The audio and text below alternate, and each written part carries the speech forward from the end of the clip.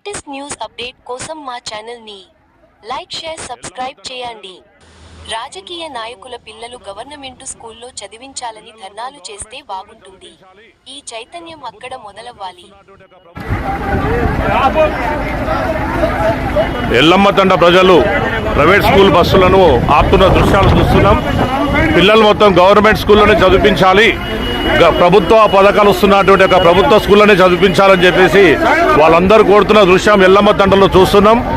ఎల్లమ్మతండలో అనేక దృశ్యాలు ఇప్పుడు ప్రైవేట్ స్కూళ్ళు మొత్తం ఆపడం జరిగింది. గ్రామస్తులు రోడ్డుపై ధర్నా చేస్తూ విద్యార్థులను ప్రభుత్వ బడిలోనే పంపించాలి, ప్రభుత్వ స్కూల్లోనే చదివించాలని చెప్పేసి అంకిత భావంతో అక్కడ వస్తున్నట్టు ఒక ప్రైవేట్ స్కూల్ పాఠశాల బస్సులను మొత్తము రోడ్డుపై నిలిపివేయడం జరిగింది. ఈ యొక్క చైతన్యము, ఈ యొక్క ఎల్లమ్మతండలో జరుగుతున్న దృశ్యాలు చైతన్యం అనేది ప్రతి గ్రామంలో రావాలి. పిల్లలు ప్రభుత్వ బడిలో చదువుకోలేక వాళ్ళ యొక్క విధానం చాలా గొప్పది. ఈ ప్రైవేట్ స్కూల్ బస్సుల కోసము ఇక్కడ ఆపుతున్నారు వాళ్ళందరినీ.